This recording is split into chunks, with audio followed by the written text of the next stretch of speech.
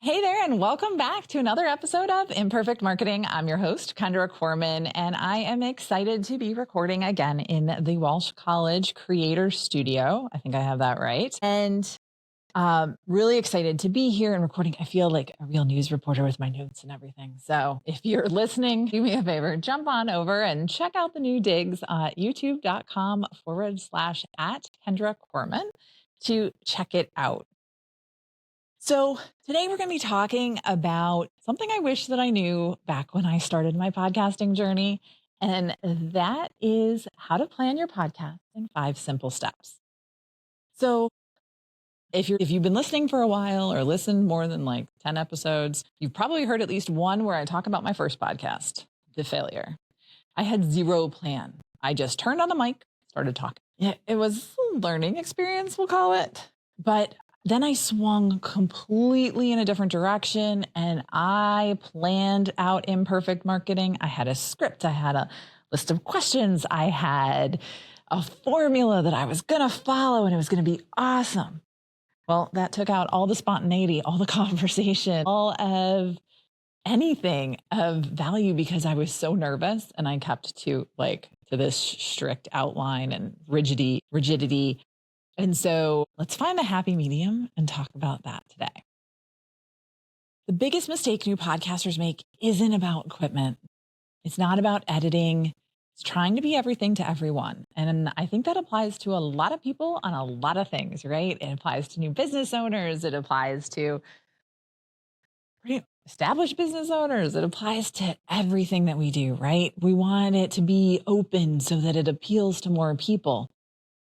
And that's really not the right direction to go. When I started Imperfect Marketing, I covered everything marketing. Nobody knew what I was covering next, most days, including myself. So it wasn't really about having any type of predictability. You knew it was small business marketing, and that's really all you knew. But now I actually focus on some things. I focus on email marketing, productivity, leveraging AI, and podcasting like you're listening to right now. And I try to theme and come up with several weeks about the same topic so that you know what to expect, right? Last week we talked about why 2025 is great for podcasting. Next week, guess what we're talking about? Podcasting again. So I want you to go ahead and grab a piece of paper. What's your podcast topic? Let's start there. Now narrow it down. I'm not going to wait while you narrow it down the whole time, right? And then narrow it down again. And then narrow it down yet a third time. I really want you to think about your topic and what you can cover and a little bit about how niche you can go. Social Media Examiner's got a great podcast on AI. And I think it's called Exploring AI. And it's literally about exploring AI. These different guests that come on and they talk only about AI. And there's so much to talk about. Could I do a podcast weekly just about email marketing? Yeah. Could I do one just on SEO? Yes. Could I do one just on podcasting? Yes, again. There are so many opportunities and so many different angles that you can go to add value to your audience, to bring in guests, to bring in other opportunities and other opinions. So whatever you think you're going to be talking about, narrow it down and then narrow it down again and see again where you can do. Now, you don't want to go too narrow and talk about just cars built in the 1950s, right? You might really run out of topics at that point. But again, there's a lot of stuff that you won't run out of topics. So what unique perspective do you bring? What is the angle that you're going to be talking about? And what problems does your audience have that you can help solve? Right? So I want you to think about that and put that on your piece of paper.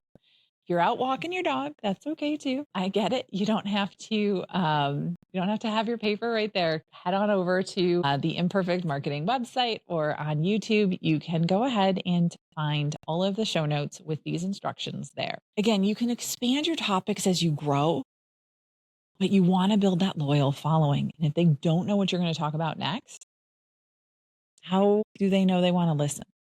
So that's really important there. Now that you know what you're going to talk about, let's talk a little bit about how often you're going to be talking about this. This is probably the question that I get the most often is how often or how little can I actually release show episodes, right? Because people are concerned about that consistency and how often, and they're like, oh, this person's doing daily episodes. Okay, that's insane. I already think that 2 episodes a week is a little bit insane, and that's what I do. But weekly episodes, daily episodes, bi-weekly, they're not mandatory. Figure out what your consistency is going to be and then set it. And then that's what you're going to follow. So if you want every other week episodes, if you want just twice a month, if you want every third week or maybe monthly, all of that is okay. There are no hard and fast rules. It's what can you deliver on a consistent basis? And again, before you start your podcast, make sure you record 10 episodes minimum. You'll hear me like a broken record on that. But if you have that buffer, it makes it a lot easier to stay consistent and not end up with that pod fade where you fall off the wagon before 7 episodes, right? Or before 8 episodes. Again, the magic word here is consistency. It's better to consistently release every other week or every third week than to every once in a while release an episode, right? So, and to be every week and then every other week and then every third week and then back to every week, people can't keep track. You want them to know when to expect your content on a regular basis. But again, you can set and define what that is and set people's expectations. Okay. Your podcast is not a prison. Okay. I know that that sounds like crazy. It's okay to mix formats. I decided I was going to do a solo show. I decided I was going to do guest episodes. I still remember. So if you go all the way back to like episode 10 or something of Imperfect Marketing, you'll see all of a sudden there's a solo show thrown in there. It looks planned. It wasn't. I had a couple of guests back out and reschedule, and I needed to launch an episode. And I was like, oh my gosh, what am I going to do? And so I ended up doing a solo show. And then I was like, this is cool. I need to do more of these because I have so much more information that I want to share with you. And so I wanted to release different episodes on a regular basis. And so I started off doing some solo shows mixed with some interview shows. And now I have a more consistent episodes where every Tuesday you get a solo episode and every Thursday you get an interview episode, which again is okay because you know what to expect, right? So eventually it'll get into the mix, but as long as it's on topic, it doesn't matter if it's you or you with a guest. It's all about adding value to your audience. And if it's 3 solo episodes and then a guest episode or 1 guest episode a year, it doesn't matter, right? It is not a prison. There are not bars guarding you away from doing something different. And that's the fun part about podcasting, is doing things differently every single time. You are welcome to do whatever you would like. But again, start with what's comfortable. You can always evolve. Imperfect Marketing has evolved so much over the past few years that it's become hopefully more of a conversation, you feel like, than me just dictating stuff and reading scripts and following some crazy set question outline that I came up with. There's just so much there. Now, again, be realistic on what you can schedule. Consistency is important. Define what that consistency is and know what you can do. With AI, I save about 3 hours an episode, which is amazing. But you're probably looking for about an hour of prep and planning for an episode. Again, either solo or interview, coming up with those bullet points that you want to do, as I have right here in my hands. If you're watching on there, you're recording. If you're bulk recording, it's 1 to 2 hours in a group. And then editing can be 1 to 2 hours, again, depending on how much AI you use. And then, of course, scheduling social posts. Probably average 30 to 45 minutes on doing social posts for each episode. But again, I'm keep creating 7 to 10. But again, be realistic about what fits your schedule the best and what's going to work for you. Now let's talk about working smarter, not harder with your content planning. I use perplexity.ai, which is one of my favorite AI tools for research. It is amazing, and it is a great brainstorming partner. I will tell it some of my episodes and say, hey, what do you think about some other ones? I'll use ChatGPT sometimes. I'll use Claude.ai to help me outline and script and just give it a big, huge brain dump, which is a lot of fun. Now, you can use AI to generate episode and topic ideas and maybe even help you outline it. But you got to add those personal experiences and insights. If you don't do that, then you're going to sound like a robot, and nobody wants to sound like a robot. Actually, I think I did one that was mostly AI assisted. Again, not AI generated, AI assisted. And one of my friends called me on the carpet for that and said, it just didn't really sound like you. And I was like, yeah, I think I totally phoned that episode in. So things happen sometimes, and that's okay. But make sure that you're allotting the time that you need to create your episodes. Now, let's talk a little bit about content calendars. Again, simple spreadsheets, all you need. I use episode number, topic, guest, and released date. And then I also actually do a recording date so I don't lose track of it, especially if I have to move things around. And I plan 1 quarter ahead, but I stay flexible.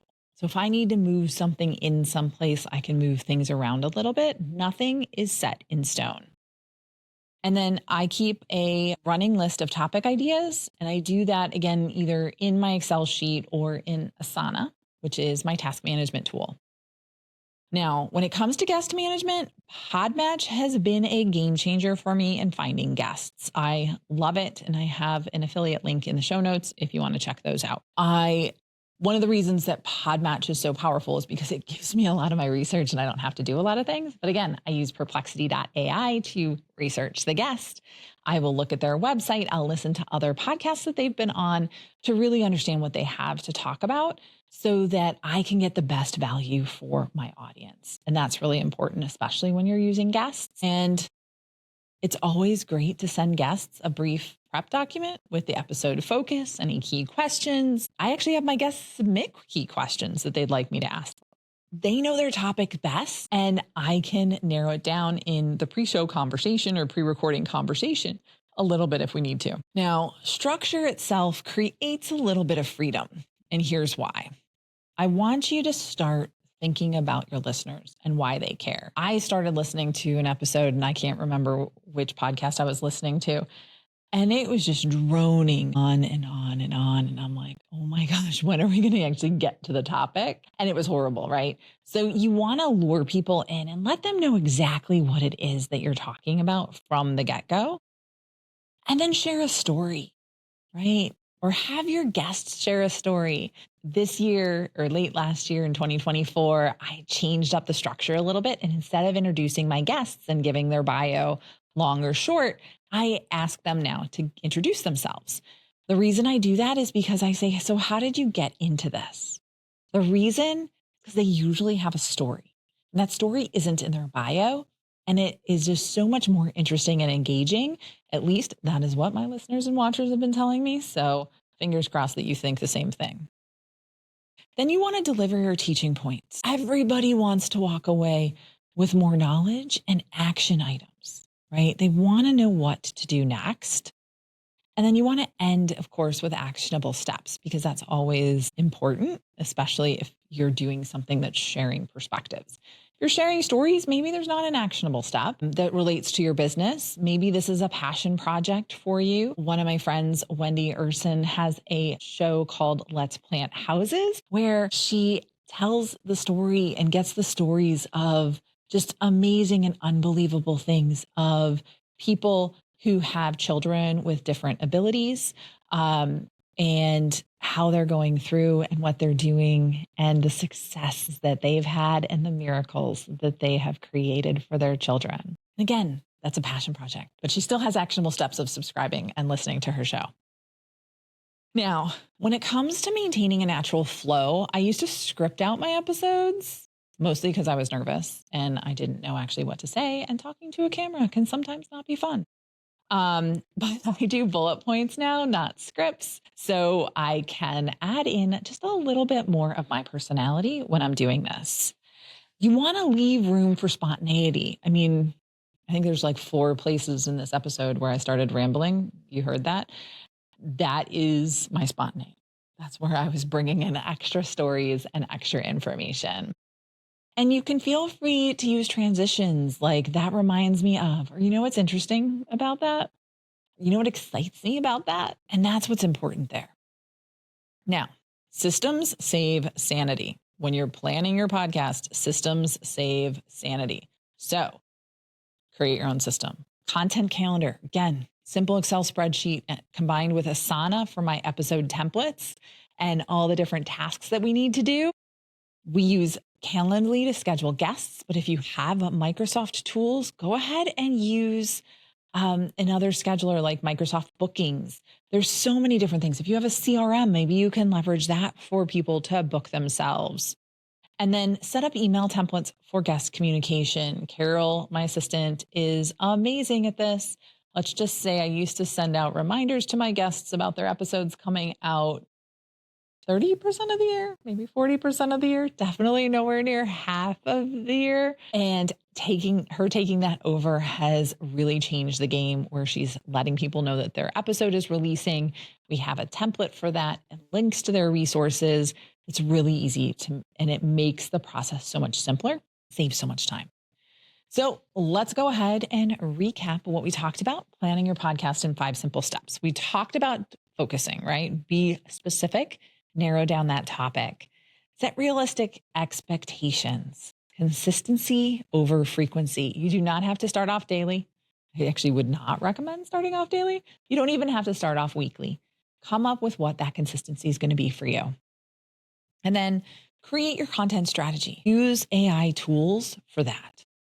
Develop your episode structure. Again, you want to be flexible yet focused.